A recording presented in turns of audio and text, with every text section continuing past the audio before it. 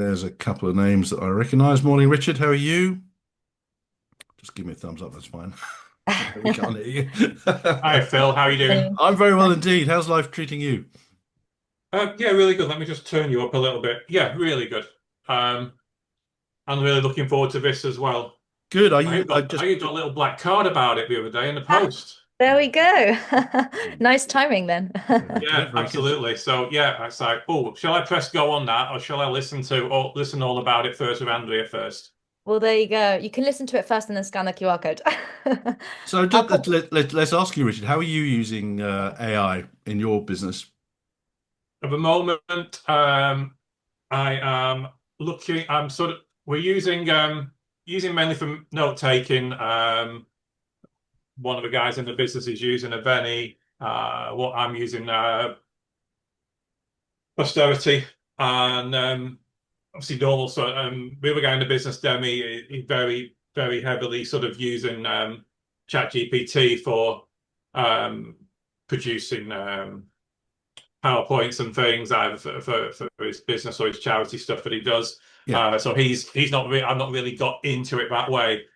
But obviously, I was at IntelliFlow conference last week and was very pleased to see how much progress IntelliFlow have made in 12 months with the IQ and bringing in money alive on the video side and zero key. It's like wow, okay, they've finally seemed to have, no Yeah. disrespect to anyone from IntelliFlow here, but in the last 12 months they really seem to have got their heads around what they should be doing to as the biggest sort of CRM in the profession, you know. Yeah, yeah. Well, that kind of segues quite nicely into what we're doing today. Delighted to introduce Andrea MacDonald, co-founder of Avenir. Is that how it's pronounced, Andrea? I just want to make Yes, sure. exactly. Fantastic. Perfect. Get that right. Um, who's the fourth in our kind of multi-part series of interviews with AI leaders in the financial advice, financial planning space. It's really, really interesting. Literally every day now, I am getting financial advisors sending me messages, and it's the same message every time. Which tool should I be using for XYZ? Or which AI tools are non-negotiable in a financial advice business? So I just want to kind of unpick that a bit because I suspect the question possibly needs looking at in a slightly different way. So as I said, this is the fourth in our interviews. Really delighted to have you with us today, Andrea. We're Thank you. going to Thanks for the intro. we'll have a bit of a philosophical chat about AI, and then love to see the solution that you've got and how it works and why you've done what you want. One of the things I've been looking at is kind of where's this actually going? Is this just new tech? Or is this an opportunity to do some really, really exciting things? And what I've kind of come down to is I can see five AI scenarios playing out when it comes to financial advice. Scenario one is we all carry on as we are now. We get a bit more efficient. We end up with faster horses. Now, there's no problem intrinsically with us all carrying on as normal. It's entirely feasible that you could, you can run a financial advice business, and as many have been doing for donkey's years without any AI at all. So we all carry on as now. That's one scenario. Scenario two is we wake up one morning and there's no more financial advisors. I say that because that is a genuine scenario. I think it's unlikely. Even Eric Schmidt, formerly at Google, was saying he can't. Everyone's saying, "Oh, there'll be no more accountants and there'll be no more lawyers," and he feels that is absolute nonsense. Of course, there'll be more that will have accountants, and of course, we'll have lawyers. They will be doing more complex work, and they'll be doing it very efficiently as well. So that's another scenario. Scenario three, we actually end up with more advisors who are being very productive and are really creating businesses that are very exciting and that will make their eventual exit something much more exciting than it might otherwise have been. Scenario four, to me, is the really, really big prize of AI, where we can use this technology to create completely new business models at scale, very quickly, and at ridiculously low cost. Everybody talks about the advice gap, And to me, this is just a superb opportunity to be able to do that. I mean, I've already created an advisor AI, which is really a conversational chatbot that sits on a financial advisor's website and answers FAQs. Who are your advisors? What are your fees? What are your office hours? It doesn't give financial advice. It will give generic education, no more than that. But it's only a matter of time until the FCA kind of get their head around this idea, and we will have AI financial advisors. Curiously, um, on what was it, Christmas Eve last year, OpenAI announced that you can now chat with ChatGPT in WhatsApp.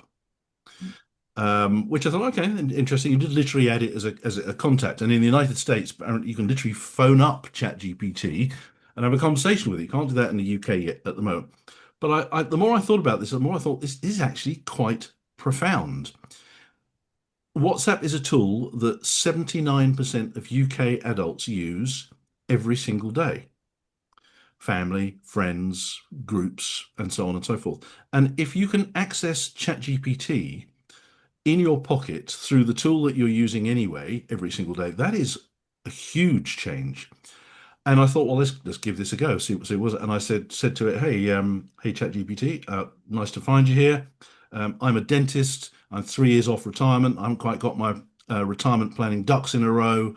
Tell me what I need to do. And within like 2 seconds, it gave me a 3-page report. And it was a pretty good one at that. Obviously, lots of inaccuracies. It doesn't know anything about me at all, but it gave me that. And I thought, if it's that easy, how can we do that? Now, I know you're Andrea, you're working on conversational tools as well, which we're really excited to hear about later. So I think that's the really, really big prize for advice firms to come up with completely new business models that they either go down that route, they're all non-regulated, or they run it alongside what they're already doing. So many opportunities. And the final scenario I can kind of see is the role of financial advisors and financial planners changing and evolving. It is, with life expectancy doing what it is now, it is entirely feasible that a financial advice firm could have a client for 50 years or more. And I know a lot of financial advisors don't like being compared to life coaches, but I think we're going to see financial planners with one foot in the kind of life coach um, place and another foot in the financial planning place as well, and come up with some sort of hybrid model of the two. I think really exciting times. So I'm just going to chuck all that over at you, Andrea. Just give me your take on that. Yeah, so in my opinion, I mean, the idea that AI is going to take over everyone's jobs, no, I don't believe that's correct. Now, do I think that AI will shift people's job roles and the way that they interact, either with clients or the businesses, and like you said, how business models can be changed? Absolutely. So, how I view AI or how I see AI really, it's a tool. It's an efficiency tool, right? It's a means to an end. So you should really look at AI as something that can empower you and your day-to-day life. So as a single individual person within a firm, but equally, if you look at a business, you should be looking at the possibilities of leveraging AI in a way that can either streamline, like we say, workflows, in a way that can maybe make specific efficiencies, in a way that can cut time for your employees to do specific actions, which that means can free up space and time, either like you say, to pick up new clients, for example. Also, because AI is becoming more of a, let's say, a commodity, as we're seeing all these different tools come out. It means that you can drop, for example, operational costs, like we said, overhead costs, which again kind of links into the point that you said, Phil, about possibly then using AI as a way to drop costs for a business, which then means perhaps you can look into how you can tackle the advice gap, for example. If you drop your costs, maybe you can take on more clients from different, asset sizes. So that's how I see the role of AI. I really do see AI as something that will just, for me, it's not so much that advisors will cease to exist because of AI, but for me, it's more of a advisors that don't use AI will cease to exist over the ones that do because they Mhm. will be less efficient. So that's kind of where I see those correlations more. Yeah, that's really interesting. So before we go any deeper, it occurred to me you are our only female leader in the AI space that we're talking to. Mm. Why aren't there more? But that aside, tell us a bit about yourself. How did you get into this? What's exciting you particularly about all of this? Absolutely. Happy to. Yes. Well, firstly, to address that first point that you made about female leaders, there's very few of us. There is a couple actually, which is exciting. I would like to see more, obviously, in this space. I think it's important. But I do feel fortunate that I am able to represent as well, and obviously in the position that I am and the business that I work in, what we've built, I'm quite proud of that. Now, how I ended up where I am here, it's a fantastic question. I don't think I've had the most conventional route into what I do, equally. So just to give you a bit of background knowledge of myself, I've been a pretty much a serial entrepreneur since quite young, with some successful businesses and some not successful businesses, which I've learned a lot from. Equally, a lot of them were kind of, let's say, passion hobbies on the side, with one of them being a successful exit. So that was good. But then I was also very much working a lot of the time in financial services. I had all the big corporate jobs, in large, big companies, and I was seeing how painful a lot of, let's say, reporting workflow, the manual processes, the legacy systems, all of the same issues that are pretty much ongoing, really, if you look in financial services across the board. So not just in wealth management or financial advice. Um, and then I met my two co-founders, who are both quite technical. So just to put you context, I'm the commercial co-founder. So my two other co-founders, the CEO Jeremy and the CTO Stefan, they both come from a technical background, software engineers, both worked also in financial services. Stefan had a leading role, in wealth management for Deutsche Bank. Jeremy had worked is or has been a product lead, in investment and savings for Revolut. So both of them with good backgrounds. And when we really looked at this industry, we noticed two things. The industry itself, when we look at financial services and finances wide, is not that big, like wealth management, financial services, financial advice, sorry. But for an industry that's not that big, it seems that it's quite outdated in terms of systems and processes. Really? And obviously, coming from quite a technical group or background, we kind of set ourselves a task of we really should be looking at how we can automate a lot of these the work and the workflows using technology. So I'm purposefully not mentioning AI yet because AI to us, how we see it as a business and how we leverage it in our solution, is more, again, a tool. It's a means to an end, to create automations, to create efficiency. Now, if we Yep. could create automation without AI, we would also do that. It just so happens that AI has been developing in a fast, rapid way, that has actually enabled us to do what we do and tackle the problems that we're solving, in a better way. And actually, where we started off, so just to give you background on the business Avenir and who we are. So we've now been in the industry for coming up to very close to 2 years now, probably in a couple of weeks, actually. So happy anniversary to us. So, Congratulations. yeah.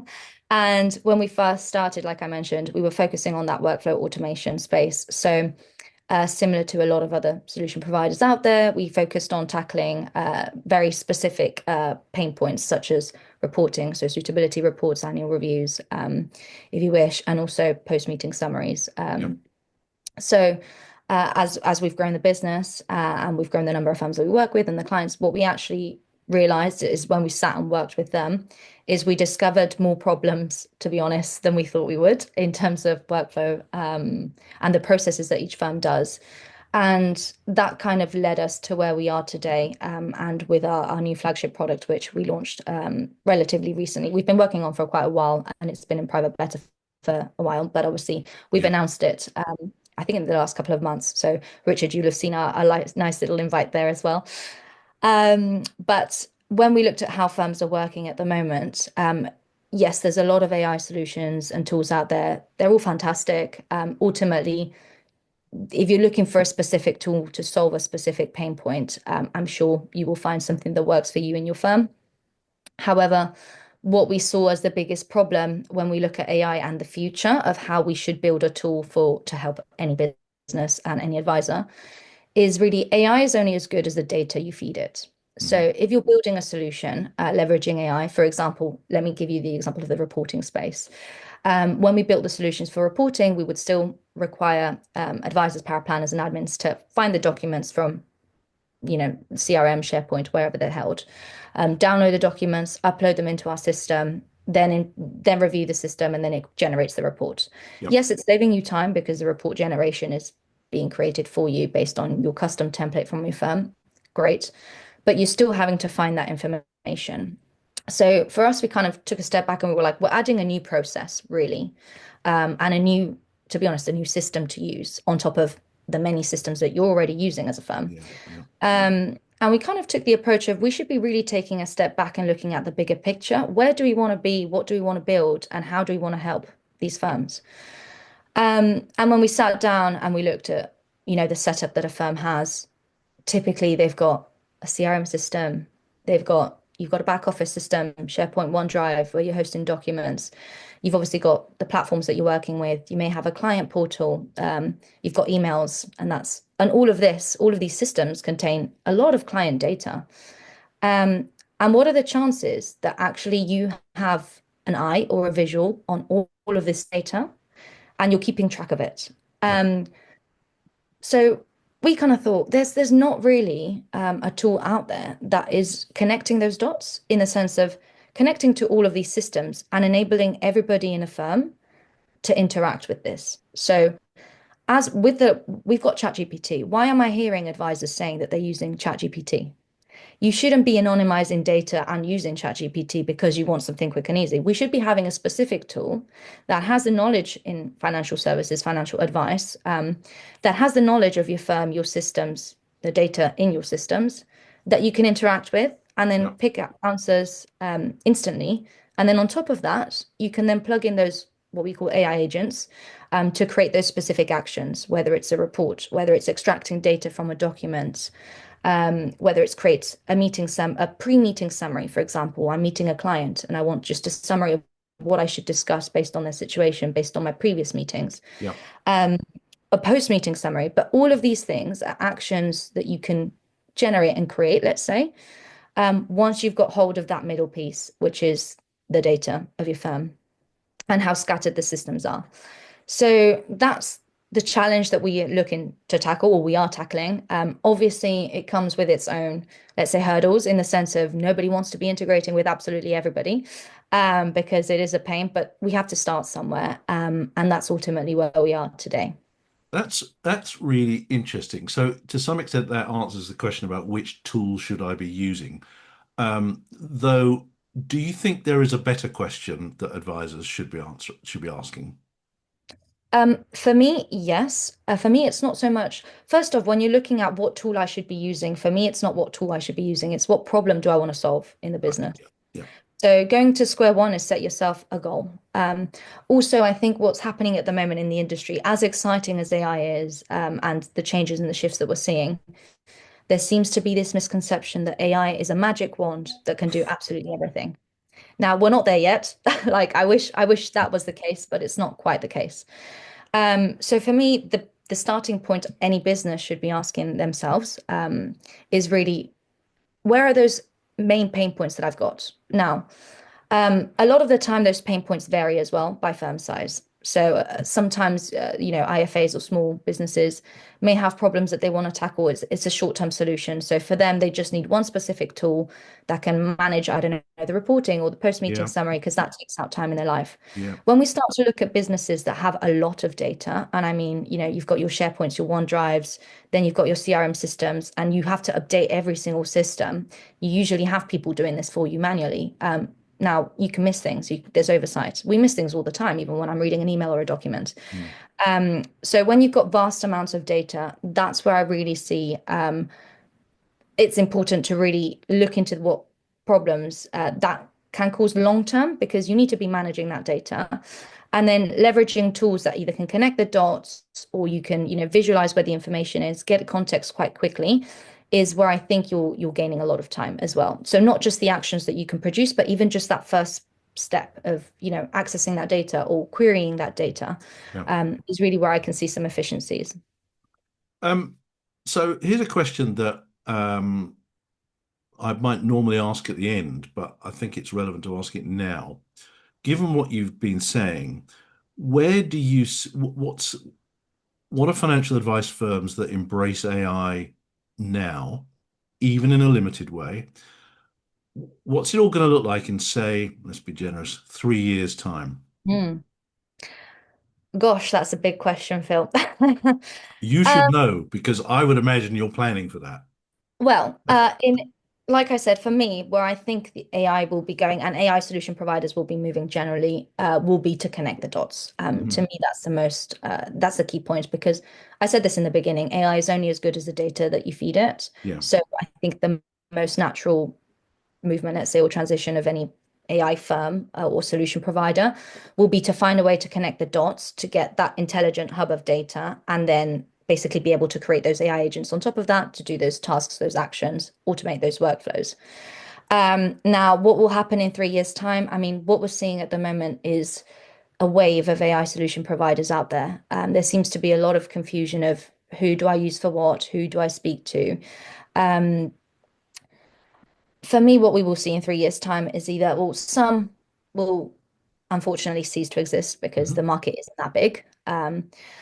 Others will be consolidated, probably acquired, hmm and then you will have the winning horses that will just continue in their lane. yeah, So to me, we will be seeing a lot of movement. It's definitely going to be an interesting 3 years, let's say. You said that time frame. I would say I would argue 3 to 5 years, to be honest. And it's really all about betting on the right horse. hmm And that's where it's a little bit difficult because ultimately it depends, like I said, on your firm, on the goals that you've got as a firm. yeah, If you're looking for solutions that are just tackling one specific pain point, let's say only the reporting, only post-meeting summary, only this, then obviously there's a lot of solutions out there. So it's finding the one that works for you. If you're looking at what the wider picture looks like, if you want to future-proof your business, then obviously there's wider problems and pain points that you need to be looking at as opposed to just, let's say, plugging it, in my opinion, a small, because we were there, right? mm, We still are the reporting and post-meeting summary, but plugging in small solutions for small quick fixes, for me, it's let's sit down. We should be looking at, what are the short-term wins that we can get with AI that we can use tomorrow yeah, or today even. right, What are those midterm, goals that we have as a business? Are we looking to scale? Are we looking to, how are we looking to scale? Do we want to scale by hiring more people? Do you want to scale by acquiring new clients? What are those goals? And then the long-term goals of how we future-proofing the business, like what are the processes that we're setting in place? What are the guidelines that we're setting in place to then make sure that the business has continuity, right? yeah, yeah. And that's really what I will look at as a firm. And then and that will help guide what kind of AI firm and solution provider you want to work with. That's really interesting. I had an email a couple of days ago from an advice firm that said, "I've seen you posting about AI, Phil." He said, "As a firm, we are not tech illiterate, but we have Mm. literally no idea where to start with AI." What would you Mm. be saying? What would you be saying to that guy? Yeah, well, I think Phil, we kind of touched upon this briefly another time when we were talking about there's a lot of noise about AI at the moment. Mm. And to me, AI is a means to an end. It's just a piece of it's tech, right? It's Yeah. a piece of tech to do a specific task, or well, in this case, yes.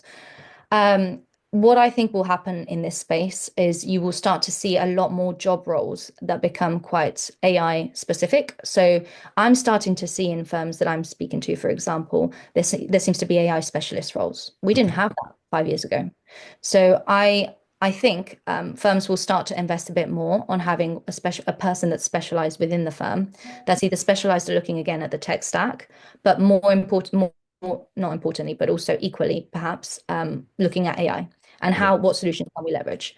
So that's internally within a firm, but also what I think will start to happen and is already happening, actually, I'm seeing the services already out there, is AI consultancy. So hmm actually, I think there will start to be a bit of a wave of businesses that focus on AI consultants that can come in as an external point of view to a specific firm and again do the assessment, review the workflows that you've got, the processes that you have, the solutions that the space has, do all those comparisons both in terms of cost, charges, efficiencies for you as Yeah. a firm. Yeah. So I certainly think that there will be a shift in terms of that. Yeah. Interesting. Okay.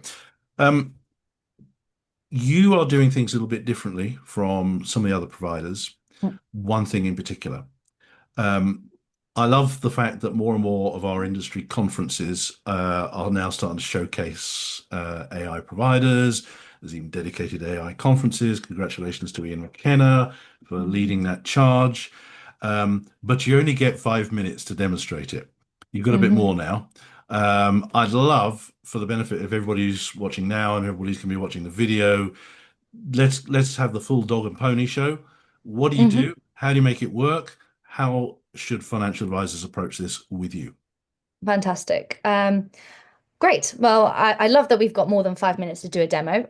So I will give you, well, I'll obviously show you the tool in a second and we'll interact with it live because I think that's always the interesting bit. Before we get into that, you're correct in saying we're probably slightly different to, well, we're different to other providers out there in our approach. Like I said, we kind of took that step back strategically towards the end of last year and really had to think about, well, where is AI going? Mm. So whilst we started off in the reporting, in the post-meeting summary space, we realized, like I said, that the bigger problem or the big picture really is connecting the dots with the data a firm has. Once you've connected and created, let's say, that intelligence hub with all your information, we by connecting your systems, so your CRMs, your back office, your SharePoint, Outlook, let's say, soon emails in our case, and any platform data, for example, client portals, you name it. Once Yep. you've connected all the dots, it's how do I then interact with that data? So instead of having to open my, SharePoint with my 20 documents that I've got on one client from this year, not even, the previous years that I have as well. Then I've got to update the CRM system. What's the data that I have there? Is that updated? Which one's the correct data? And all this. How do we create just one system that connects all the dots that I can just easily interact with Mm. when we've got ChatGPT, right? So what we've done is we've built Avenir Chat, which is an essentially exactly what it says on the tin. It's an AI chat. We call it the Chat GPT for wealth. Now, why I say that is we've not built our own large language model. That's not our game. But what we do is we connect the dots between your systems. So we integrate with your CRMs. So at the moment, we're integrated with IntelliFlow and Planner. Mhm. Obviously, we have a roadmap of integrations upcoming as well that are very exciting. So keep your eyes peeled if you're using another CRM provider. And also connecting the dots with your back office systems, so your SharePoint, your OneDrive, Google Drive, for example. What we're seeing as well is we're soon to connect to your emails. We know that there's a lot of information that actually is also on your emails that Yeah. most of the time, unless you're moving it manually into your CRM system or updating fact finds, for example, it's getting lost. And that's something that we see. And also anything like the data that's on your platforms and your client portals. Sometimes, obviously, client portals, the data may be similar to your CRM, but again, there's just all these different systems that have information on your clients. So for us, what we're building now is those connections, those integrations with the systems, as many as we can, obviously, to build the Yeah. full picture for every firm, because every firm has their own way of working, their own systems, their own processes. And then on top of that, building that chat layer that you can interact with in a conversational way. So when I look at how firms work, for example, as a financial advisor or yeah, a financial advisor, you may be really focused on AUM, for example, as your North Star metric. For us, our North Star metric is usage. So for me, if we've built a tool that every single person in a firm can use and uses on a daily basis, that's my job done. I'm Yeah. happy. Yeah. The reason I say this is by building a tool that is conversational, that accesses your firm's data, that knows not just your client data, but also if you've got your policy documents, as in as a company, your templates all saved on your SharePoint, your OneDrive, why shouldn't I be able to interact and find out information, pull it out quickly? Mm. This suddenly shifts the perspective. It's not just saving time for advisors themselves, but it's also saving time for your power planning team, for your admin team, for compliance, for example, like flagging where the information's missing or where there's changes. So it's suddenly actually being able to interact with your data in a way that you haven't been able to interact with it before. That's And just sorry to interrupt you in your yeah, flow there. You do realize you're talking Holy Grail stuff here. yeah, It's the one yeah. thing over my decades in the industry where advisors moan about, quite Mm. rightly so, is that nothing connects and talks to each other. Yes. So having spoken about the Holy Grail and selling the best thing on the planet, if I bring it all back down to reality, for example, yes. So what we strive to build is exactly that, is the connection with all of your data points and a way for you to be able to for every single person in a firm, to be honest, Yeah. whether you're Yeah. an advisor or not, to be able to interact with that data in a way that serves you in your day-to-day life. Mm. However, the struggles of that, which I haven't got into yet, obviously, but I will now, is actually the access that we can get to the data. So when we're connecting to these systems, obviously we connect via an API, or the provider's API. Now, some providers are very open and enable us to connect to every single data point within their systems, Yeah. which is fantastic because then that means that as a user, you've got access to every single data point within their systems. Other providers, unfortunately, don't provide all the data points. So we can only be limited by specific information we can access or the system can connect to. So that is one of the pain points. So whilst, yes, it's a, let's say you said, Phil, a holy grail solution, it will only be a holy grail solution if every single provider out there Yeah. enables access Yeah. to everything. And that is where the pain point is. And that's not just for us, right? That's for any other provider also connecting to CRM systems to push and pull data. Yeah. So that's, I think, where the biggest challenge is actually in the industry is how do we open those conversations with providers, or how do providers become more flexible in the way that they provide access to data? Yeah. Fabulous. Fantastic. Um, so yeah, I've rambled on a lot about the data, I suppose the chat, and kind of yeah, what we've built so far, which is the connection with some of the CRM, the bigger CRM systems, the back Yeah. office systems, and then creating that conversational link between the user, and your data, your client data. Now, I suppose it's also important to mention where we're heading, or where we're headed. So because we still, our North Star metric, like I said, is still automating workflows, creating efficiencies. We're basically productivity company, if you think Yeah. about it. Yeah. We're still very much focused on building those agents, AI agents that can perform those key tasks. So whether you plug in an agent to extract data from documents, for example, for your LOA processes, whether it's creating your reports via an interactive text, or whether it's, again, generating a pre-meeting summary. So I know I'm meeting my client for an annual review. I know there's a lot of information on the client in the systems. Why can't I just get an overview of, the main topics that I need to discuss? What have I missed or what should I be discussing? Yeah. And then also that post-meeting summary too, like connecting. We're currently in the process of building the post-meeting bot that will connect to the chat. So the way that ours will work, it's not live yet, by the way, so I can't show that.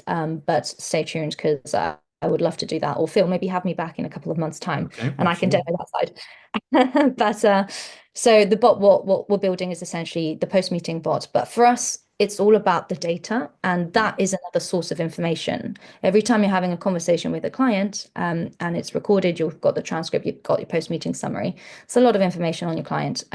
So we will be connecting that bot essentially to the chat, which also enables you to query that chat. Because Yeah. Yeah. when we look at solutions that we've built in the past, for example, where we're seeing that AI is not necessarily the best is the flexibility of Okay. it, in the sense of every firm has their own templates, for example, in reporting. So you need to build some sort of AI tool that can either train on your templates to understand your style, your Yeah. firm's design, or the way you word, for example, your context. So that's on one side. And then, for example, on the post-meeting side, there's even us, right? There's tools where we can generate a post-meeting summary. There's a specific structure that we build, but there might be firms that are looking for something that's a little bit different, or they remember there was a very brief mention of, I don't know, Bob Smith's dog, right? Yeah. But the Yeah. post-meeting summary didn't pick up on the dog because it's not financial related. But actually, I can then query and mention, oh, I remember I spoke to Bob Smith and he mentioned his dog. What's the name Yeah. of the dog? Right? Yeah. And I can then query that information. So it's not just having that one post-meeting summary and then I forget about it, for example. And It's will it be able to, that's interesting, ahead of maybe another meeting, would the system be able to say, don't forget to mention the dog in so the forthcoming meeting? in full transparency, I would love to say yes to everything. No, as of yet, no. So we're Okay. not connecting, we're not building a system that can create that yet. For us, it's all baby steps. So Hmm. because we want to build that intelligence hub of data, at the moment, what we want to do is connect all the data points that you've got as a business in terms of the siloed systems Yeah. and enable you to interact with it. Then what will come later in terms of our long-term roadmap will be to be able to automate some of those processes, Yeah. like automatically put in my calendar, I know that I should be having an annual review with this client. Can you just Just make sure does that it. that's updated? Yeah. Yeah. Yeah. Or, Yeah. and this is a template of an email that I should be sending, and maybe it's already there on my drafts, and I just have to press send. Yeah. So it's all these automations that you can build, but this is long term. Let me clarify. Oh, So we don't have yeah. that built yet. Yeah. Um, So I also think one of the important things about working with different solution providers out there is, and one of the questions, and I should have mentioned this earlier, is you should be asking any provider that you're working with is where are you going? Like what's next? Hmm. What's your goal? What's your future? What are you building? The Yeah, reason being is what you don't want to have is work with a solution provider that in 6 months' time has completely shifted their perspective on what they're building or what they're doing yeah. because suddenly it's aligned to you and your firm. So that's something that I haven't mentioned, but you probably A should be. good Even point. us, Yeah, right? Query us. yeah, Yeah, good point. query us. Ask us what we're doing, where we're going. Yeah, yeah, yeah. It's important. Having said that, I've obviously rambled on for quite a bit. What I'll do is I'll share my screen, Fabulous. and we'll just go straight into it, I think. So share. Can you let me know if you can see my screen? Yes. Okay, wonderful. I mean, hopefully, let me see. There we go. Um, Hopefully, how can I make this smaller so that it's not, there we go. Lovely. Hopefully what you see here design-wise shouldn't be anything groundbreaking for you. Now we've done this on purpose. We want you to Yeah. be able to look at It's a tool familiar. and yeah, exactly. It's familiar. You should know how to play with it. It's essentially what it looks like. It's a chat.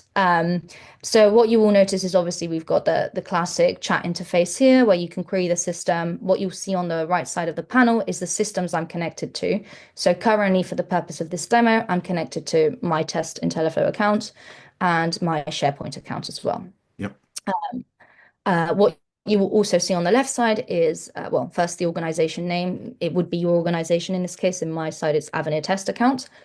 And then again, I've got here a history of chats that I've created. Now, if I did mention, if I click on plus here, I will show you just briefly where we're going, where we're heading. But in terms of integrations, you have a bit of an idea here of where we're going. So Yeah.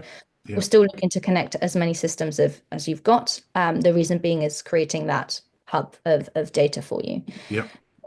If I go back to the chats, so what I can do here is how it works in practice is we basically, because we're pulling in all the information on your clients, we're tagging that data. So if I wanted to interact with this, I can do this in simple ways. So I don't know, my clients just called me, or I know that I need to go and visit the specific client and I don't know the address. And also what the name of his children, I may Yeah. mention. So what I can do is I can just quickly say what are, and I don't think it's, I'll tag it. So by tagging the client by using an @ it will pull up all the clients that you've got within the CRM system connected. In this case, it's picked up Samuel. Okay.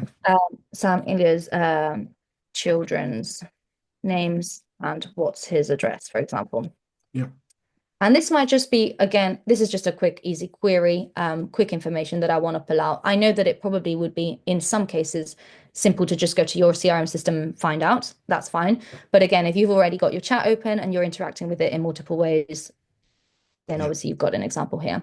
Now, what you will notice as well with our chat, and this has been something that when we've developed has become super important and crucial, is having the sources showing. So every time it's picking out information, it's also telling you exactly where from your CRM system it's picked it up. So you can see, you can hover over it. Yeah. Now, this is the same for every single system connected. So whether it's your CRM system or whether it's a document in your SharePoint, it'll actually pick up where in the document, like which document in SharePoint and where within the document, inside the document, did that information come from? So that's important to know. Right. So this is a very obviously quick and easy example, but we can get into prompts that are a bit more interesting, let's say. So what if, for example, I wanted to just have a quick snapshot? So I'm going to ask it to do summarize, summarize the financial situation and assets, oops, and we'll continue with Sam because we've got him on here, Hmm. of Sam, Ilya. And I want it in a table format, actually, because what I'm going to do is I'm going to ask it to create a table, but then I want to actually copy and paste that table into my Word document or my Excel spreadsheet. So it's picked up quickly the information. Quick overview here. Obviously, one thing to note when you're interacting with any chat, so us, ChatGPT or Claude or any of the other, conversational chats that are out there in the world, is it's important to note that the more specific the prompt is or the query is, the better the response will be. Hmm. Obviously, you can see here it's picked up. I just asked it very generically, the financial situation and the assets. So it's picked up, he's got a couple of mortgages and a couple of pensions. I can copy this, for example. I can just copy all of this, and then I can just go into my Excel spreadsheet if I wish, and I can just paste the information on there. Okay. So I've only got that quick. Or equally, if I wanted to do that on a Word document, I've got it on a Word document. So again, if you're building reports, for example, this is something that could be quite handy if you just want quick snippets of information. So this can be another quick, I don't know, use case, let's say. Now, what I'm going to do is I'll create a new chat, I think. And what I'll do as well is I'll create or I'll maybe ask to do a bit of a more specific prompt. Let me have a think. So if I go, and I'll do a prompt where it's more situational. So I'm going to say to it, you are a financial advisor and have an annual, review meeting with, and I'm going to go and tag another client because I know I'm specifically going to target this person for a reason. And then I'm going to say flag any key, let's say, points of discussion. Hang on, if I can type, that'd be great. And areas to review or clarify from. If I can type, clarify from financial situation. Oh dear, typing today is not great. Oh, by the way, if there's like small typos and things like that, it's obviously fine. It's just me being a bit picky here for this sample. But again, I'm just giving it a bit more context in this scenario. Now, the reason why I'm giving it context is because this AI is built for financial advice and services, but obviously you have power planners, admins, and advisors accessing a chat. So sometimes just being that extra, going in that extra mile can be quite interesting. So if I go here, it's suddenly picked up the information on my client, and it's going to give me some discussion points and action points to review. So I'll just quickly go up and show you. But again, so what it's firstly done, it's given me an overview of the client. Again, any of the main data or information that we've got on them. For example, this might be interesting. Also, for example, still we've got the employment information. Again, it's picked up on this particular client's vulnerability status. Now, this particular client is potentially vulnerable under a life event circumstance. And then the suitability, it was noted as unsure. So obviously this is flagged as a discussion point because you're like, you might want to actually check up on this. So when we look at action points and reviews for this specific scenario in terms of just her personal life, it's, for example, obviously be sensitive, empathy. I think this is a classic. It's nice that it's acknowledging that we should have a human's touch here on this scenario, but hopefully that's in every scenario. And then obviously assess suitability, because that's something that's not come up on the portal or you don't have that information, which also for compliance reasons, if you know that you don't have that updated, that's an opportunity for you to then go into the CRM system and update that. Yeah. Again, it's telling you when the vulnerability was last assessed. So this will also give you an idea. Looking again into financial goals and objectives. Anyway, the existing plans and investments, it's picked up, this particular client has a few pension plans. So maybe you want to actually, and we don't have a specific knowledge on one of the pension plans, like the full value. So you might want to also discuss the contribution levels. That's not something that's been flagged or we don't have information on. And again, confirm if, she's still got the retirement age of 60 as her goal. In terms of savings, it will point out if you want to discuss her saving situation, also investments. So this particular client, I think, obviously these are all fake clients. We mentioned that she was a moderate risk investor, but suddenly she's investing in cryptocurrencies. So perhaps this is something you want to discuss. Is it aligned to her goals and objectives? But also, we don't have information on the cryptocurrency investments. So is this something that, we should be looking into and how? Same with property and estate planning. But anyway, it gives you a comprehensive overview. Now, what's important to note is obviously the more systems you're connected to, the more information the AI will have on every client. So the more knowledge it will bring to the table, which is always quite interesting. Yeah. So this is another sample where it's just giving me an overview of, what a discussion can look like. But then you can do quite interesting things like ask it to also draft emails. So if I know I've got a quarterly portfolio review coming up, for example, I just want a quick, and I'll actually even do a new chat for these. I like to do new chats because it also breaks down the samples that I do here. But I can, for example, say, ask it to just draft a quick email for a portfolio review and then say also create a table. So maybe I'll do that. Well, I'm conscious as well of the time and I want to give some time for questions, but I'll draft a simple email for my clients and I'll go with, maybe I'll go back to Sam in this case. I don't know why I always go for these two in particular. And I'll put for quarterly portfolio review. Please include an overview of his assets in a table for assets, and I'll put performance in a table for an attachment, for example. Now I'm giving that the context. Again, it will go back into my systems and retrieve some data, hopefully come up with a nice email. Now, one thing that I haven't done here, and I've purposefully not done it, is I haven't been specific enough on how I want that email to be either structured or the types of wording. Now, obviously, if there's a specific style that you want to have, then you can. But in this case, it will always do exactly what I've asked it to do, which has still been specifically a bit generic. So for example, I don't particularly like that this says, this email finds you well. Sure. So perhaps I want to start to change the prompt and say, oh, I would like the email to be either more friendly or, find specific words that actually match your style, and then you can generate that. Will it But again, remember? Will it remember if you change a particular phrase that you don't like? so the long-term goal is for it to be able to train on your firm, as Mhm. in like the style of your firm and the templates of your firm. So Yeah. yes, the short-term goal at the moment, no, especially in the beginning, initial stages when you plug in, because the system's still trying to learn Yeah. essentially how you're working and the data, that's plugged in. And then again, I asked it to create a quick table for an attachment. So I've got here, some of the overviews. For example, there's actually no policy number with this workplace pension. So that might be something that we should be looking into as well, that's missing. But ultimately, it's giving me a quick snapshot. Equally, what we can do with the chat is also, as you can with ChatGPT, it's nothing new.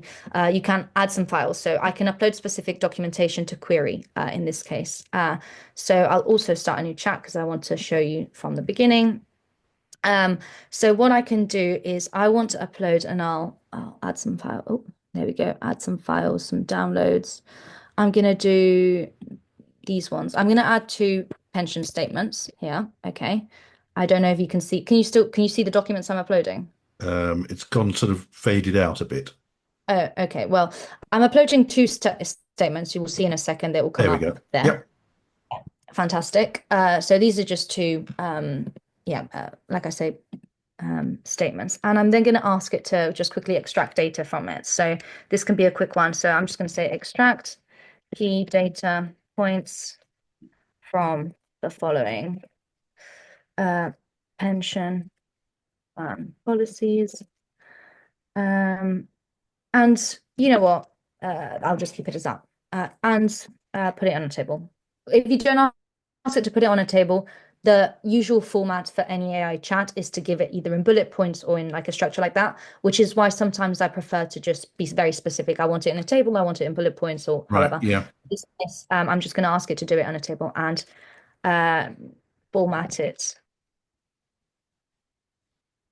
in a table. So again, I've just uploaded 2 specific documents. In this case, it's not going to retrieve information from the systems connected because I'm asking it very specifically to just do a task via the documents that I've uploaded. Yeah. Now, one thing I also didn't do, and I will show you in a second, is I did not actually interact with the deep thinking mode, which I will show you in a second. It's quite cool. But we will let that work around. It might take a couple of seconds because again, it's reading through both documents that I've uploaded and then coming up with a structure to put it all into one place. Hmm. So So while it's doing that, tell us a little bit about your onboarding process. How do you get, how do we, when people want to join you, how's that happen? What do you mean? Oh, the onboarding process for the tool is Yeah, super yeah. straightforward. So if I when you look to onboard, I'll put the QR code actually at Okay. the end of the call. Richard, I think you should have yours in your little flyer, but equally that should give you access to go into our website. You can self-onboard. So essentially, you All would right. connect to your CRM system. For example, if you're connecting to IntelliFlow, it's via the two-factor authentication. So standard process. If you're connecting your SharePoint as well, you'll just be prompted to connect your Click button account, stuff, log in. basically. Yeah. Yeah, to log in. But what you will see here is, well, first off, did I do? Yeah. Yeah. What you see as well is the history, by the way, which I didn't Yeah. flag earlier, but you can obviously always go back and check what you've interacted with, what you've built. This can be handy if you've forgotten, but you knew you pulled something up. And then obviously in this scenario, this is the one that I just did where I asked it to extract information here. Now, I didn't give it any context on the format of the table either. So I didn't say to it, oh, I want to see this and I want to see that. I literally just said extract the key pieces of information. So it's extracted the providers here, the owner, as in the client, policy numbers, the value, the last valuation dates. And again, some of these, for example, don't have information. So this might be something you want to check. And then again, some more notes, let's say that it's found.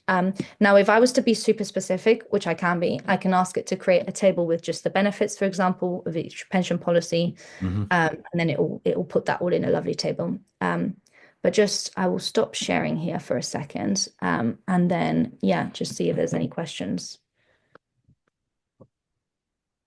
Richard, you're the guy with the flyer. Anything that Mhm. you want to ask at this point?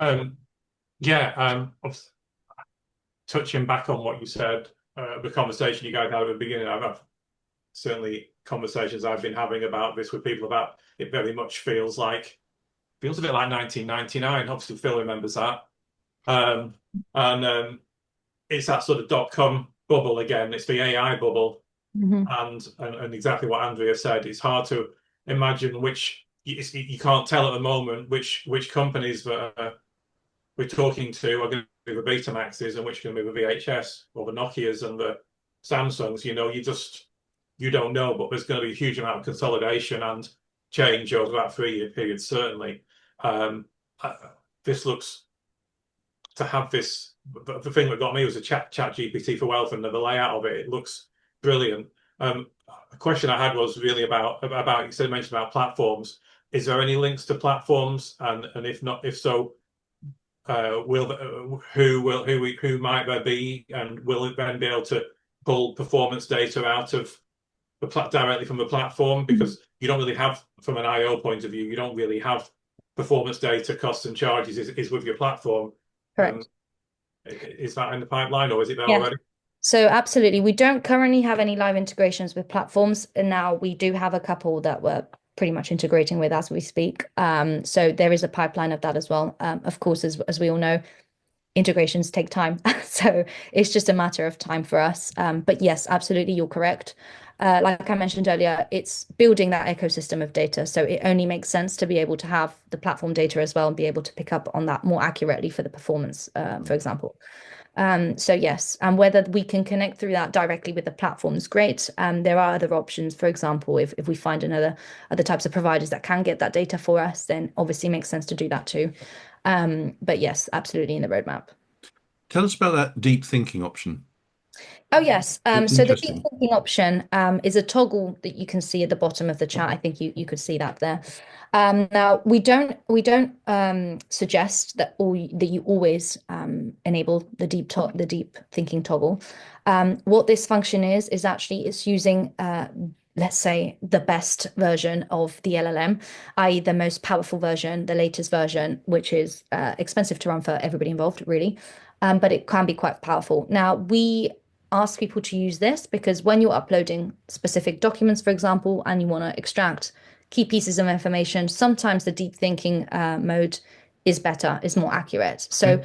the things that require more precision, for example, or extracting large amounts of data from multiple documents. For example, I uploaded two here, but what if you've got six documents that you want to review and create a comparison or flag specific information? Mm, mm. That's when I would enable the thinking. Now, I wouldn't enable the deep thinking if I'm requesting information from the systems connected, just to give you an idea. Yeah. But yeah, that's a cool function that we actually rolled out a couple of weeks ago, and yeah, I quite like it. So how long's the chat been out? It's still relatively new, isn't it? Yes. So, like I mentioned, we've been working on this chat now for quite a while. It's been and I think actually, Phil, when we first connected quite a few months Mm. ago, I You kind of hadn't, hinted you at weren't it. there. Yeah, yeah. Yeah, I hinted at it, but kind of kept it hush hush because it was still very much in the pipeline, as in the beta testing phase. We've officially rolled it out, i.e., with firms that want to onboard and try it out as of, I want to say now, over a month and a half. Yeah. So probably, yeah, a month and a half coming up to two.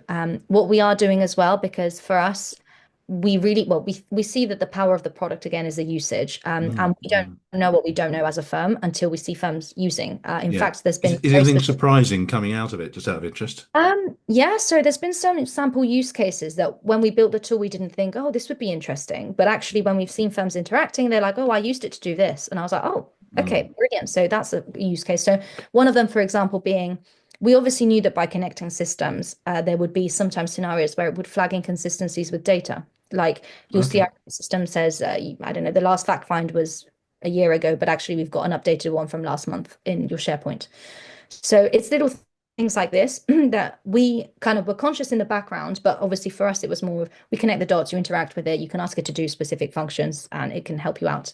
But then you suddenly see additional layers, and like I said, it's also very role specific. So I Yeah. will see how advisors, power planners, and admin teams interact with it completely differently because the way that Yeah. they're leveraging data and client information is different. So it's really interesting to kind of see that. In fact, as part of the rollout, and what I did want to mention that's important is we are offering firms a 1 month free trial of the chat to connect to their systems. So obviously at the moment we're connected. So we've got IntelliFlow, we've got Planner, we've got SharePoint and OneDrive. These are the 4 systems that we're offering the free trial on. So if you do have any of those systems at the moment, then feel free to connect and try it. We don't take your bank details either. We literally want you to use it and see the Yeah, value for yeah. it. That's the best way, isn't it? Just use it. Yeah. The onboarding is, I said, super straightforward. I'm obviously always on hand and happy to, jump on a call and help out if needed, but it should be a straightforward process. And having said that, what I'll do is I'll basically leave. I'll just share my screen quickly. Um, if I can. Where am I? Here. Okay. And just pop a QR code at the end. Share. Wait. Oops. Can't. Oh, hang on. Sorry. This is interesting. Okay, so I'm going to share my screen and I'm going to pop this QR code here. So if anybody is interested in trying out the tool, please do, scan the QR code that's on the screen now. Yep. You will be redirected to a homepage. It will just give you an overview again of what we do. So you connect your systems, you can ask questions, and then you can do specific actions. You'll be then prompted to sign up to a form to tell us which systems you want to connect to. You can connect with me directly on LinkedIn. Please do. I'm always happy to chat, and then we can go from there. But yes, for us, it's all about again trying to provide ways to give you access to the information that you've already got in your systems in a more accessible way and interacting with that. I think that's the key. More accessible Mm, and very human. To be able to interact with quite a lot of data in a very human way is fabulous.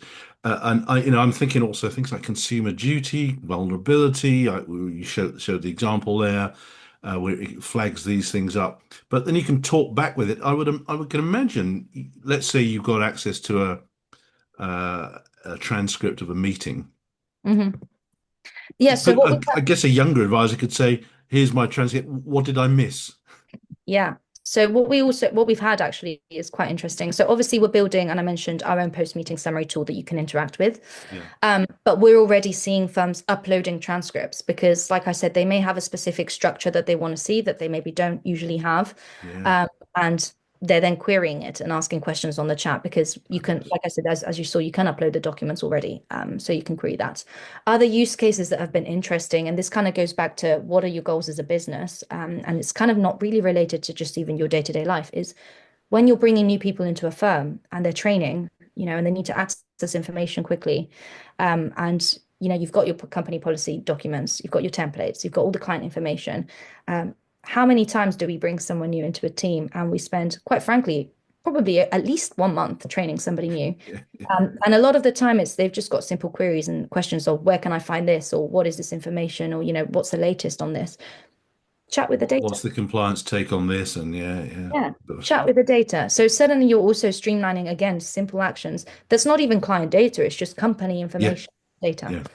Yeah. So it's really, there's a bunch of use cases that are honestly really interesting that, for example, this training use case didn't come up to us up until recently. And I was like, oh, that's interesting. That's not something I even thought about.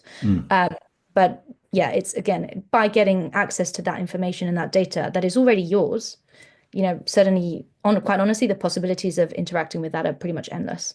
Yeah. I think we're only limited by our own imaginations as to where we go with Exactly. this. Yeah.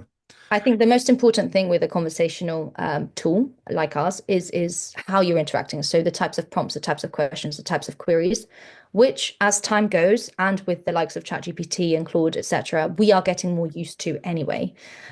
So it's just how do we learn to write the right queries? And that's something that obviously, one, we can help you with, i.e. there's some firms that we will sit down. We actually say to them, we recommend that you onboard, for example, a specific person from each team function. So whether it's an admin, paraplanner, advisor, so that they can all interact with the tool. And then from there, we can build almost like a guideline, a use cases book for your firm of how you're seeing the best uses of it.